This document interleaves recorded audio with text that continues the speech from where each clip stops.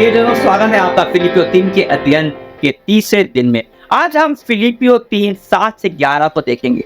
तो आज भी शुरू करने से पहले लाइक कर दीजिए और अगर आप नए हैं तो सब्सक्राइब करके बेल आइकन जरूर दबा दीजिए ताकि सोमवार से शुक्रवार नए अध्ययन की नोटिफिकेशन आपको मिलते रहे।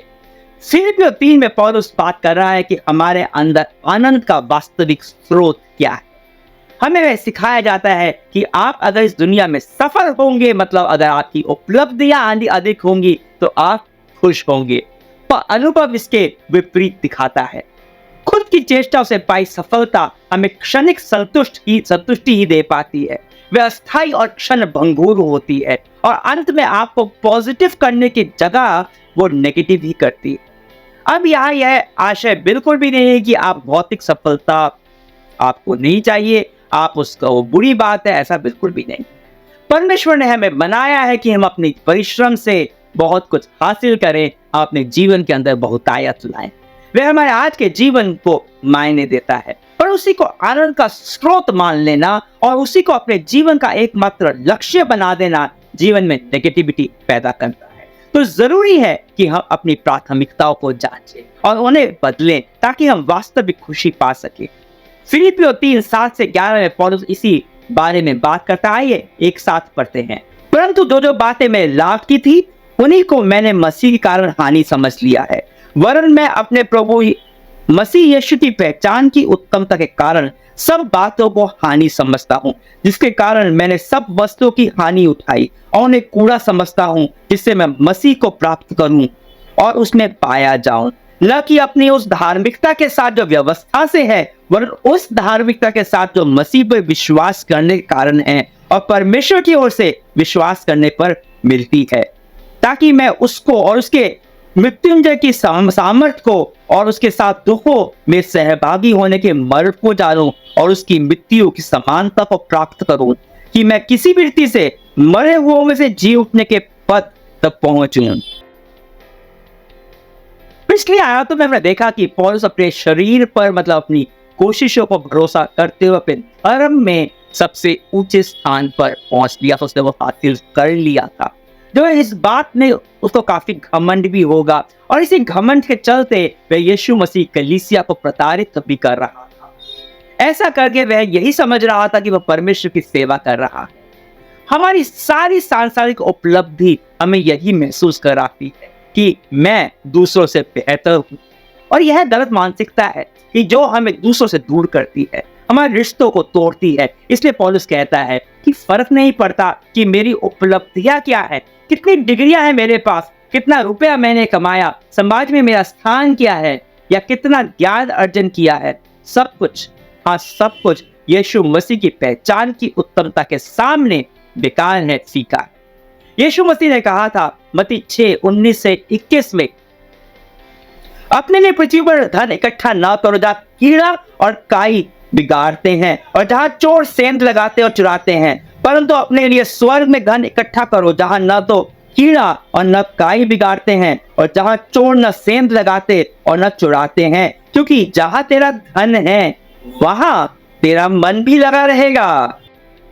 हम समझते हैं कि संसार की उपलब्धियां हमें सफल बनाती है, उसे हम अपना लाभ समझते हैं, पर दरअसल वह हानि है, क्योंकि वह रहने वाला नहीं है, वह खत्म हो जाएगा, वह अस्थाई है। और जब आप यीशु मसीह को जानते हो तो स्वर्ग के द्वार आपके लिए खुल जाते हैं और आप सनातन के लिए उपलब्धियों को वहां इकट्ठा कर सकते हो और आप उन्हें वहां पर जमा ही नहीं करते, पर अनंत काल तक आप उसका लाभ भी ले सकते हो। इसलिए पौलुस कहता है कि पिछली उसकी उपलब्धियां थी उनको वह कूड़ा समझता है, जिससे वह मसीह को प्राप्त कर सके।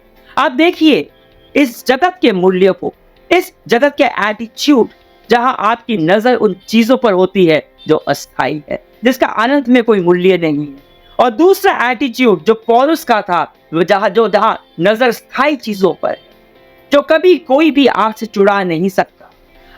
अब दुख और परेशानी क्यों होती है? क्योंकि हमारी नजर उन चीजों पर रहती है जो अस्थाई है, जिनकी कोई निश्चितता है ही नहीं। पर जब आपकी नजर उन चीजों पर होती है जो आप जानते हो एक बार आपको मिल गई तो उसे आपसे कोई नहीं छीन सकता, तो आप आनंदित रहते। परंतु अब वह जो सनातन तक है वह आपका अपनी कोशिशों से नहीं हो सकता। आप अपनी ताकत के भरोसे उसे नहीं पा सकते, पर उसे आप बहुत ही आसानी से पा सकते हो केवल विश्वास करके। पर आप विश्वास करोगे कैसे अगर आप उसे जानोगे नहीं? कैसे आप उसे प्राप्त करोगे? पौलुस चाहता है कि वह मसीह को प्राप्त करे और सिर्फ वह मसीह को प्राप्त करे, परंतु मसीह में वह पाया भी जाए। सवाल यह है कि जब वो सब अस्थाई है, जो कुछ भी इस जगत में है तो नष्ट होने वाला है, जब वह नष्ट होगा आप कहाँ पे पाए जाएंगे? या तो आप संसार में पाए जाएंगे जो नष्ट हो रहा है, क्योंकि आपका धन आपकी संपदा सब वहीं पर है, या फिर आप मसीह में पाए जाएंगे क्योंकि आपकी संपदा उसमें है। और जो कुछ भी संसार में पाया जाता है वह उसके साथ ही नष्ट हो जाएगा, पर जो मसीह में वह पाया जाता है वो अनंत तक रहेगा। इसलिए पौलुस मसीह में पाया जाना चाहता है, पर वह यह भी जानता है कि वह अपनी कोशिशों से धार्मिक व्यवस्था का पालन कर उसे नहीं पा सकता, क्योंकि धार्मिक व्यवस्था का पालन का अर्थ है कि आप अपनी चेष्टा से वो करने की कोशिश कर रहे हो जो कभी भी आप नहीं कर सकते।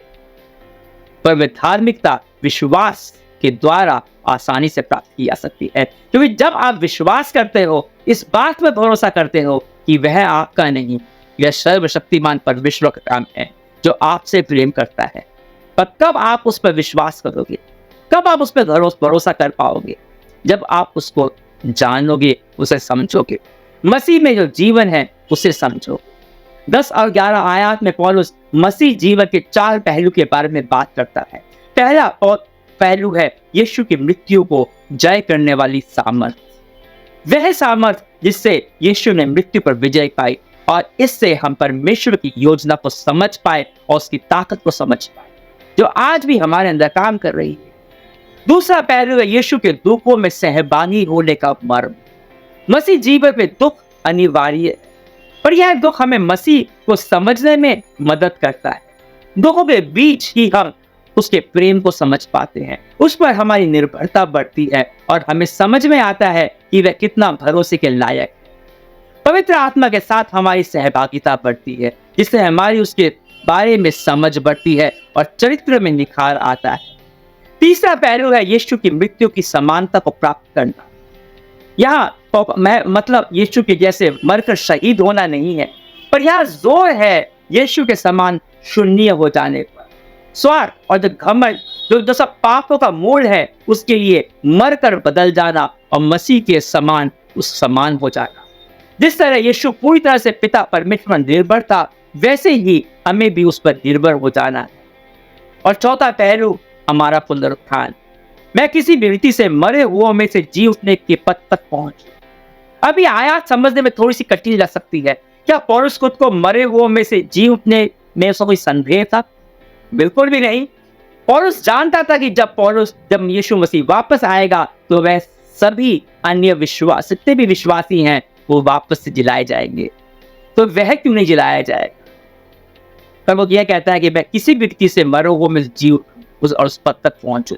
अगर आप इसको यूनानी भाषा में जिसमें यह पत्र लिखा गया उसमें पढ़ें तो इस पद को हम समझ पाएंगे कि पौलुस को वापस जी उठने में कोई संदेह नहीं था, पर वह यह नहीं जानता था कि वह इस पद तक या इस स्थिति तक किस रीति से पहुंचेगा।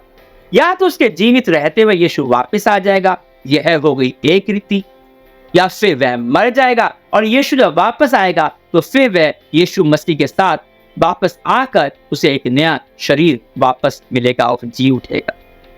यह थी दूसरी रीति। मतलब किसी भी रीति से हो, उसे अपने अनंत को लेकर पूरा भरोसा था, वह अपने अनंत को लेकर निश्चित था। यीशु मसीह के जानने का, उस पर विश्वास का यह पहलू बहुत ही महत्वपूर्ण है, क्योंकि इससे हम अपने भविष्य को आत्मविश्वास के साथ देख सकते हैं। हम जान पाते हैं कि हमारा भविष्य परमेश्वर के हाथों में सुरक्षित है। हम आज की कठिनाइयों के बीच भी पॉजिटिव रह पाते हैं, क्योंकि हमें पता है कि हमारा भविष्य किसी परिस्थिति के या हमारी खुद की कोशिशों के ऊपर नहीं, बस हम प्रभु परमेश्वर के नियंत्रण में है।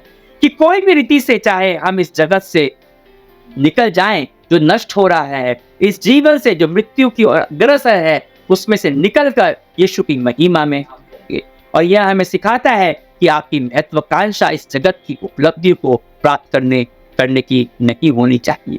इसका मतलब यह नहीं है कि आप पैसा ना कमाएं, पढ़ाई लिखाई ना करें, इस दुनिया को एक बेहतर जगह बनाने की कोशिश ना करें। इसका मतलब ये बिल्कुल भी नहीं है। जब तक आप इस दुनिया में हैं, यह सब भी जरूरी है। परमेश्वर ने हमें ऐसा रचा है कि हम अपने परिश्रम से बहुतायत लाएं। और पौलुस यह कह रहा है कि इस दुनिया की रीति से कामयाबी को ही अपनी महत्वाकांक्षा न बनने दो, क्योंकि अगर आप ऐसा करते हो तो आप एक स्वार्थी जीवन ही जिएंगे और अंत में खालीपन और मायूसी है हाथ लगेगी।